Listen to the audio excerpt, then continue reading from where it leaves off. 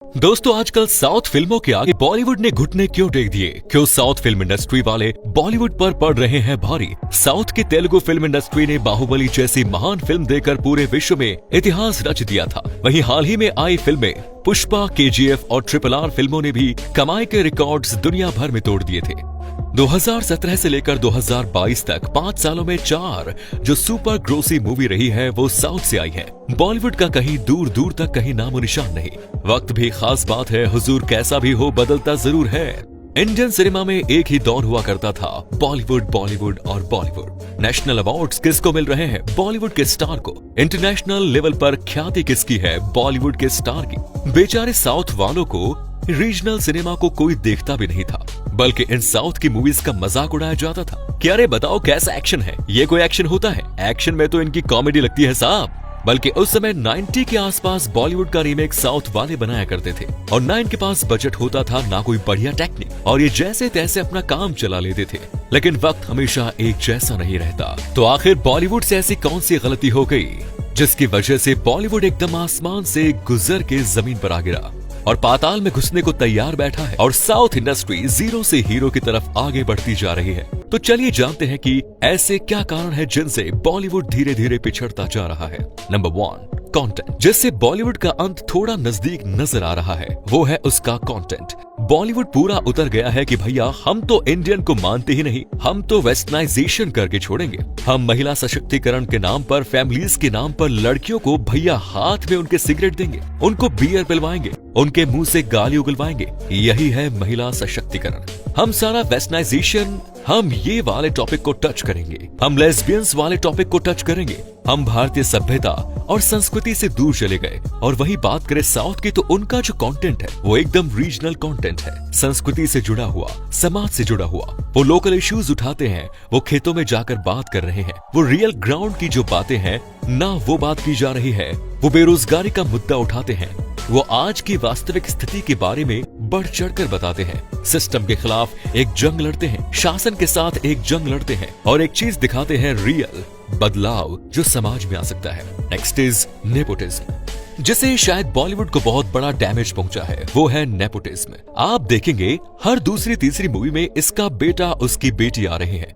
मैं ये नहीं कह रहा कि बेटे बेटियों को नहीं आना चाहिए, मेरे कहने का मतलब ये है टैलेंट के साथ आओ। टैलेंट तो है नहीं, कहते हैं मेरा बेटा है मैं तो लॉन्च करूंगा, मेरे पास बजट है, मेरे पास बेटा है, इसकी एक बार बढ़िया सी बॉडी बना देते हैं, इसको ठीक ठाक डांस सिखा देते हैं, मूवी में एक आइटम नंबर डाल देंगे, फिर जो बनेगा वो सब चलेगा।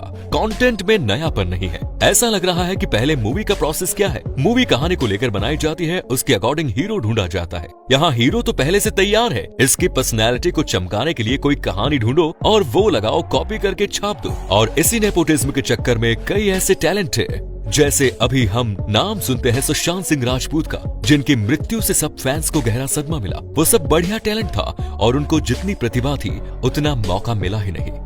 अब दूसरी तरफ अगर साउथ में देखेंगे, मैं ये नहीं कह रहा वहाँ नेपोटिज्म नहीं है, वहाँ बेटे नहीं है, वहाँ पर है, वो अपने दम पर है। चिरंजीवी के बेटे हैं रामचरण, बट उनको इसलिए नहीं कहते कि रामचरण चिरंजीवी का बेटा है, क्योंकि रामचरण की अपनी शख्सियत है, अपनी एक एक्टिंग है, अपनी एक काबिलियत है, अपनी एक कला है। वो अपनी कला के बल पर फैंस के दिल पर राज कर रहे हैं। जूनियर एनटीआर के साथ भी यही है। रजनीकांत के दामाद है धनुष, लेकिन उनको वो धनुष दामाद के चक्कर में नहीं, उनकी एक्टिंग के चक्कर में धनुष को याद किया जाता है। बिजनेस लेसन या लाइफ लेसन जो हम यहाँ से सीख सकते हैं वो ये है कि आप चाहे कितने भी टॉप पर हो, अब हमेशा टॉप पर नहीं रहने वाले। अब बॉलीवुड ने सोचा हम टॉप पर हैं, हम जो कुछ भी बनाए जनता तो देखेगी ही देखेगी। जनता आपको आज तक इसलिए देख रही थी, उनको बस ऑप्शन नहीं था। अब साउथ वालों ने कहा भैया सब टाइटल का बैरियर छोड़ो, हमने ऑप्शन दे दिया। और जब जनता को बेहतर ऑप्शन मिल गया, अब कोई नहीं देख रहा है बॉलीवुड। वक्त के अनुसार खुद को बदलना सीखो। देखो आपकी जनता क्या चाह रही है, उस जनता के अकॉर्डिंग प्रोडक्ट्स बनाओ। ऐसा नहीं जनता तो बेवकूफ है, कुछ भी दे दे। तीसरा पॉइंट है हमारे स्टार्स का बिहेवियर। बॉलीवुड के स्टार कहते हैं कि भैया इनका नाम बॉलीवुड के स्टार का क्या आता है कि अच्छा भैया वो वानखेड़े में लड़ाई हो गई थी, अच्छा भैया वो ड्रग्स करते हुए पाए गए, वो उस पार्टी में थे साहब, अच्छा उन्होंने उधर गाड़ी चढ़ा दी थी साहब। उनकी चर्चा यही है। उस सेलिब्रिटी ने चांटा मार दिया, वहाँ पर गुस्सा हो गए, वो नाराज हो गए और सोशल मीडिया में ये कर दिया। ये सारी चीजें लेट आते हैं साहब, बिना बात छुट्टी ले ली। ये सारी जो चीजें थी ये इनके नखरे हैं। अगर आप साउथ की बात करेंगे, आपने साउथ के एक्टर्स के बारे में कोई कंट्रोवर्सी सुनी? नहीं ना। एकदम मीडिया के साथ बहुत ही अच्छा बिहेवियर, टीम के साथ अच्छा बिहेवियर। कितने बड़े सुपरस्टार, रजनीकांत भी सुपरस्टार है लेकिन टाइम से पहुंचते हैं, शूटिंग करते हैं। एक्ट्रेस, डायरेक्टर, प्रोड्यूसर के साथ एक अच्छा व्यवहार देखने को मिलता है और इसीलिए वो एक परिवार के जैसे रहते हैं। और जहाँ परिवार है और प्रोफेशनल है, जीतेगा तो परिवार ही।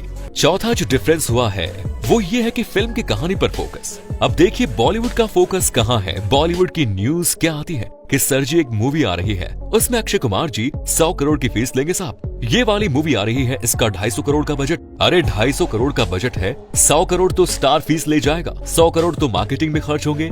जो मूवी एक्चुअल है उसको तो पैसा लगाया ही नहीं, VFX पर तो पैसा लगाया ही नहीं। 5 करोड़ का तो आइटम सॉन्ग शूट होगा भाई साहब। 1 करोड़ तो उसको इस बात के दिए जाएंगे, 2 करोड़ वहाँ लगा देंगे। अरे सर जी जो कहानी है उस पर तो लगा दो, जो डायरेक्टर है उसको तो दो, जो स्क्रीन प्ले लिख रहा है, डायलॉग लिख रहा है उसको तो दो। नहीं भाई साहब, वहाँ नहीं लगाएंगे, हमारे सारे पैसे तो मार्केटिंग और स्टार ही लेंगे।